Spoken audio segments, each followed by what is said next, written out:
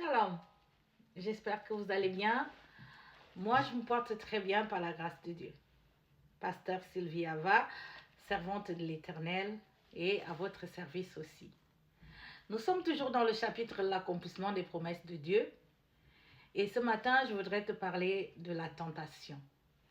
Je t'invite à aller écouter les précédentes vidéos sur ma page parce qu'il te sera difficile de comprendre celle-ci si depuis le début, tu n'as pas suivi tout ce que j'ai dit. J'ai parlé précédemment du désert et aujourd'hui, je parle de la tentation. Dans Luc 4, à partir du verset 1 ici, il est dit « Jésus, rempli du Saint-Esprit, revint du Jourdain et il fut conduit par l'Esprit dans le désert, où il fut tenté par le diable pendant 40 jours.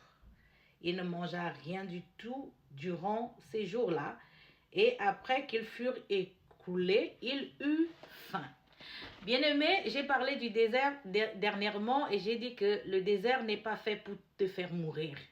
Mais le désert est fait pour te bâtir, pour te donner de l'endurance, de la connaissance, pour t'amener à être mature, pour mieux vivre lorsque tu seras dans la bénédiction. Parce que lorsqu'on n'a pas été préparé à la bénédiction, parfois nous perdons pied. Et aujourd'hui, je te parle de la tentation qui fait partie aussi du processus de l'accomplissement des promesses de Dieu. Si ici, nous voyons que Jésus, qui est fils de Dieu, il était rempli du Saint-Esprit. La Bible nous dit qu'il a été tenté alors qu'il passait des jours, des jeûnes, 40 jours sans manger. Le diable est venu le tenter. Je ne sais pas à quel niveau de la foi tu es ou à quel niveau de ta marche chrétienne, mais sache que la tentation viendra. Qu'est-ce qu'il a dit à Jésus? Si tu es fils de Dieu, ordonne que ces pierres deviennent du pain. Il connaissait le besoin urgent et actuel de Jésus. Le diable te connaît. Il connaît ton besoin. Il connaît ce dont tu as besoin urgemment en ce moment et il viendra te présenter ça, mais sous une autre forme, pour t'amener à sortir de la volonté de Dieu. Mais Jésus a répondu au diable en lui disant que l'homme ne vivra pas du pain seulement. Bien-aimé, tu as besoin de la connaissance, de connaître la parole de Dieu pour répondre lorsque la tentation se présentera à ta porte. Il a encore dit à Jésus, regarde toute cette gloire et toute cette richesse. Je te le donnerai si tu te prosternes et m'adores. Jésus lui a répondu qu'on adorera seulement notre Dieu. Bien-aimé, ce que le diable vient faire dans la tentation, c'est de t'amener toi-même à sortir de la volonté de Dieu et à faire ce que Dieu ne t'a pas demandé pour que, en quelque sorte, tu te prosternes devant le diable. Pour que tu fasses la volonté du diable et pas la volonté de Dieu.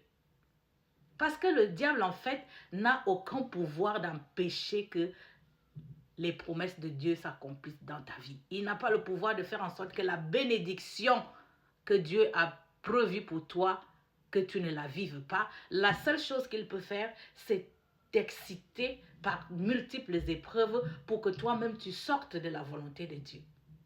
Je m'en vais te raconter une petite histoire de ma vie. En 2021, j'ai été rejetée par mon mari. Et j'avais ma fille à l'époque qui avait à peine 3 ans. Vivant dans un pays étranger où je n'ai aucune famille, je devrais en même temps gérer ma fille, je devais gérer l'école et je devais gérer le travail. Et je me suis retrouvée dans une situation où je ne connaissais pas. Je devais me débrouiller de nouveau toute seule. C'était difficile. Pendant que j'étais à l'école, je reçois un coup de fil où on m'apprend que ma fille a eu un accident. Je me rends à l'hôpital et je trouve que le bras de ma fille était cassé. Le médecin me dit, nous faisons une radio, madame, et nous allons voir s'il faut plâtrer ou il faut opérer.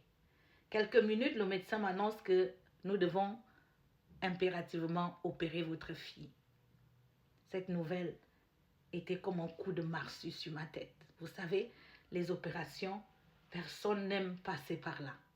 Et pour un enfant qui a à peine 3 ans, vous pouvez comprendre si dans la position d'une mère, comment est-ce que vous pouvez être. Je suis entrée dans une pièce, j'ai pleuré parce que je ne voulais pas que ma fille me voie dans cet état-là. Et à 15 heures, je l'ai conduit devant le bloc opératoire où je suis revenue dans la chambre. Je me suis ressaisie. Je me suis mise à prier. J'ai prié pendant des heures. J'ai prié en langue. Et pendant que j'étais en prière, j'ai entendu quelque chose dans mon esprit. Il y a un cantique qui dit: ta victoire, c'est ma gloire, Jésus, roi des rois. C'est le cantique qui dit: je veux tendre au bonheur parfait. Bien aimé, j'ai entendu cette partie-là et je me suis dit: ah, j'ai la victoire. Je me suis relevée. J'ai commencé à rendre grâce à Dieu. À 18 heures, on vient m'appeler, on me dit: madame, vous pouvez venir dans la salle de réveil pour vous occuper de votre fille. J'arrive à 18 heures, le médecin vient à ma rencontre, il me dit: madame, l'opération s'est bien passée, mais votre fille tarde à se réveiller. Vous pouvez attendre ici. De 18 heures jusqu'à 21 heures, je n'avais pas toujours vu ma fille. C'était difficile. Et j'étais seule. Je n'avais que mon Dieu. À 21h30, je vois ma fille qui arrive attachée, comme vous savez bien, dans une salle de réveil, à tous ces fils-là. Et gloire à Dieu, grâce à Dieu, j'ai eu la victoire. Nous sommes sortis de là, comme Dieu me l'avait promis. Et 3 semaines plus tard, on a enlevé les fers et le médecin m'a annoncé que le bras s'est restauré totalement. Bien aimé, c'était des épreuves difficiles. Mais Dieu a permis que je passe par toutes ces choses. Et quand j'étais au plus bas, j'ai contacté un ami que je considérais comme vraiment un frère. Il est venu profiter de ma faiblesse pour me tenter. Je vous épargne des détails. Mais c'était pour moi quelque chose de trop. J'étais faible. Je ne savais pas quoi faire. J'ai résisté à cette tentation. Et quelque temps après, c'est pourquoi l'ennemi s'obstinait à venir me proposer des choses, à venir me combattre, à venir me présenter des épreuves. C'est parce qu'il ne voulait pas que je réponde à l'appel de Dieu. Et en août 2021, j'ai été ordonnée. Imaginez-vous, l'ennemi voulait que je sorte de la volonté de Dieu pour ne pas vivre l'accomplissement de ce que Dieu avait réellement promis dans ma vie. Bien-aimé, si tu passes par des épreuves, par des tentations, par le désert, je t'encourage à tenir bon parce que ce sont les preuves que les promesses de Dieu sont sur le point de s'accomplir.